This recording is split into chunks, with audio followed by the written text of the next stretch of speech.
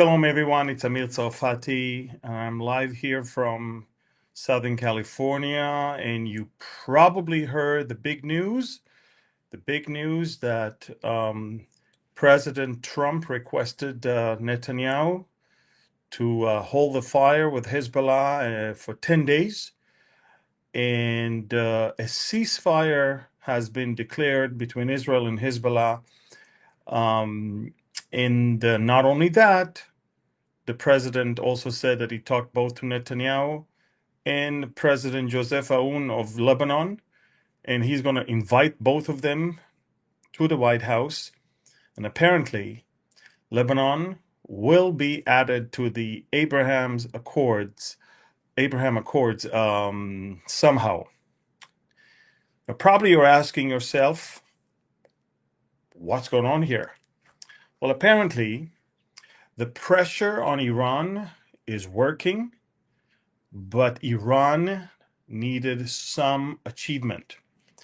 And Iran kind of requested that the ceasefire will include Lebanon in order to show that it still has some control and some say, and somehow will be perceived as a guardian of its own proxies. However, everybody in Lebanon understands that it's not Iran's strength that led to the ceasefire, but it's Hezbollah's weakness, Iran's weakness, and it's the strength of the possibility to achieve peace with Lebanon, which is a nightmare for Hezbollah, because for them, Israel is to be destroyed, not to be a partner for peace with their country.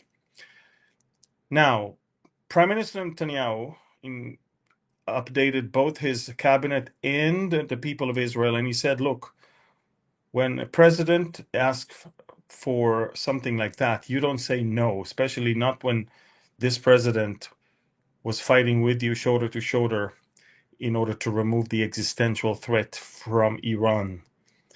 The big news, though, came minutes later when President Trump said live on camera that Iran has agreed to hand over its nuclear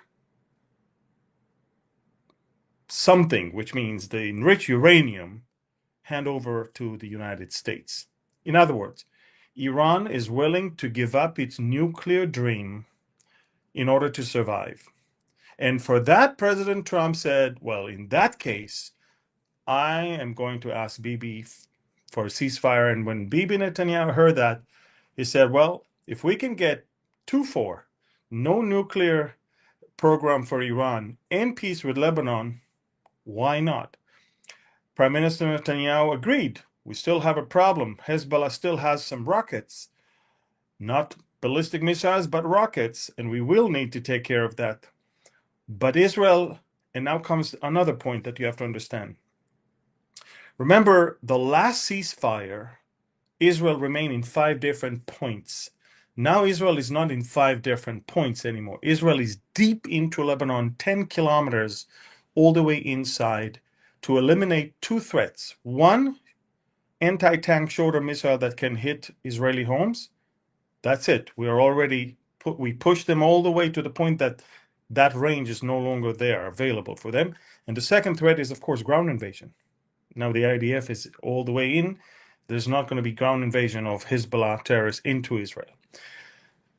The amazing thing is that Hezbollah insisted that if there is a ceasefire, Israel must completely withdraw from Lebanon and not attack at any scenario. Whereas Netanyahu said, no, we're staying where we are.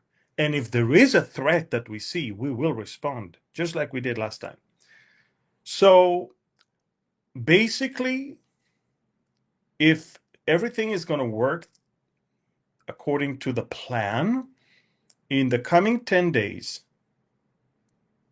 Iran will agree to hand over the enriched uranium to America and to give up its nuclear program completely.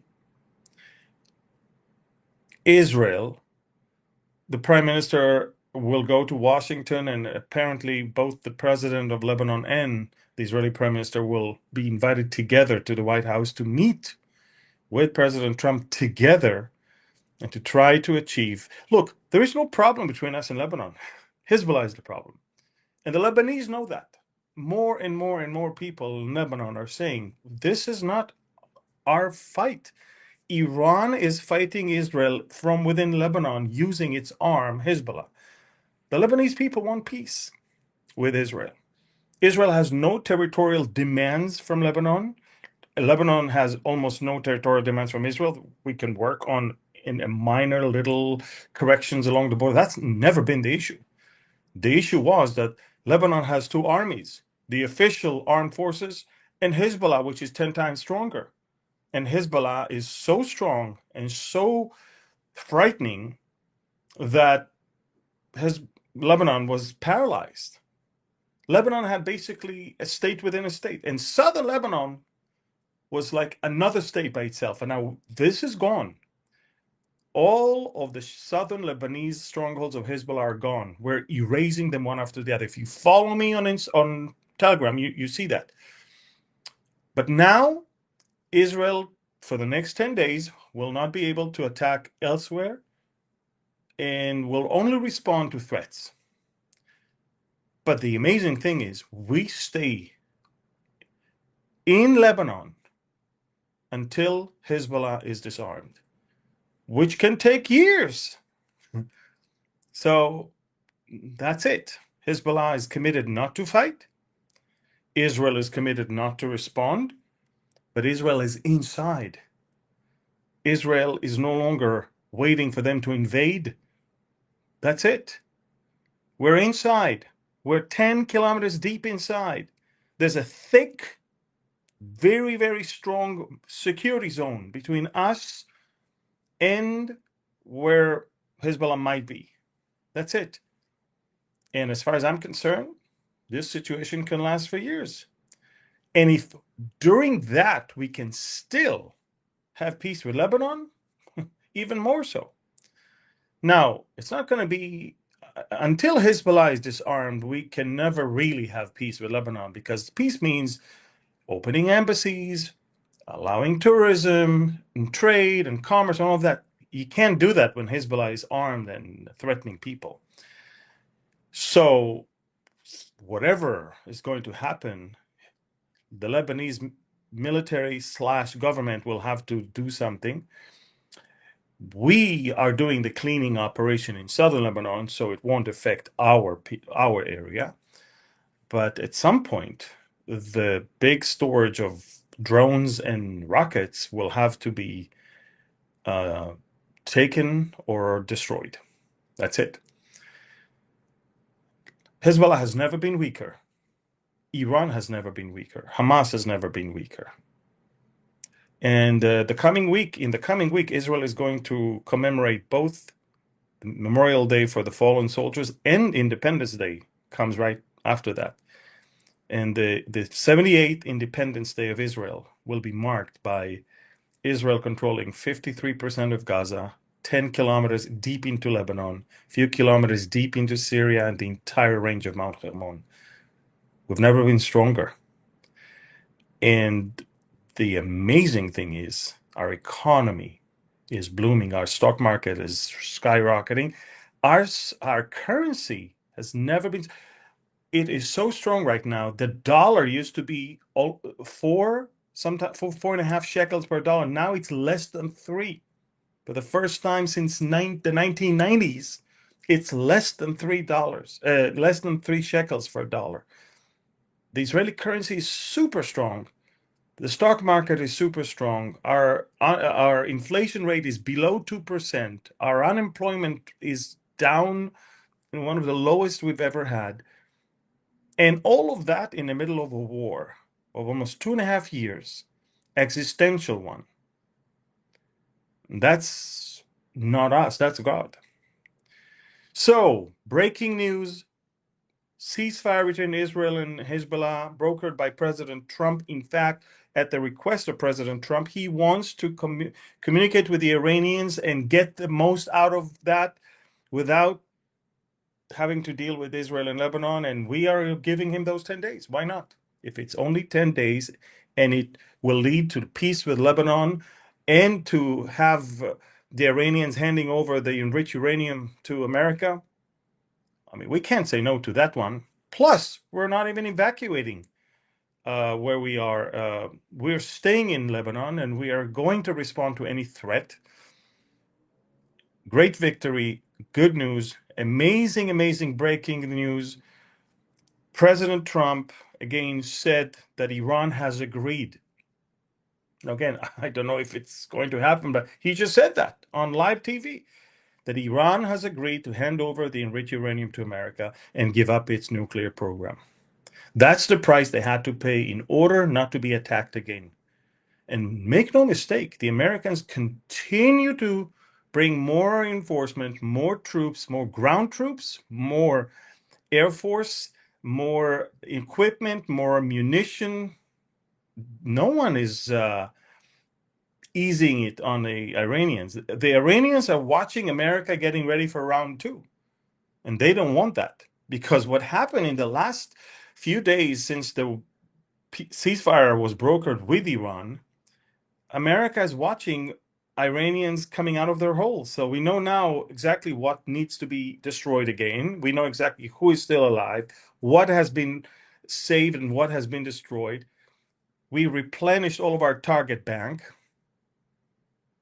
In fact, War Secretary Hegseth warned the people of Iran, and he said the following thing. And you know, I'm on Telegram. You can see that. But War Secretary Hegseth said the following thing. Are you with me? Watch this. He said, we are the Iranian military and the IRGC. We know what military assets you are moving and where you are moving them to. We are reloading with more than ever before, he said. Okay, it's a threat that cannot be. And President Trump also said, if there's no deal, we resume the war. We're not going to extend ceasefire. He understands how they work. They want to drag their feet. No, either a deal or we resume the war. And trust me, the Iranian central bank already told the government that the country is in shambles. So all I'm saying, folks, is this. Breaking news. President Trump said that Iran has agreed to give up its nuclear program and hand over the enriched uranium. He asked Netanyahu to have a ceasefire with Lebanon for 10 days to allow a possibility for a peace agreement with Lebanon. And President Trump said he's going to host both leaders in the White House in order to add Lebanon to the Abraham Accords. Look, will that work? I don't know. Will that happen? I don't know. I know one thing. Lebanon is not part of the attacking coalition against Israel. It's not mentioned in Ezekiel. And I also know that the IRGC or the Ayatollahs must stay in power for them to join Russia against us. So it makes sense. Everything makes sense, to me at least. So I'll keep updating you more, but let's see what happens. Stay tuned on Telegram. I'm updating you 24/7. And if you're in Southern California, see you in less than 2 weeks. I'm speaking at Calvary Chapel, Chino Hills. Brand new message. Can't wait to share with you. I'm working on it right now. As well as, of course, Reno, Nevada, Proximity Conference, and Calvary OC Central. Lots to do in the next few days. Thank you. God bless. Share this video with as many as you can. Bye-bye.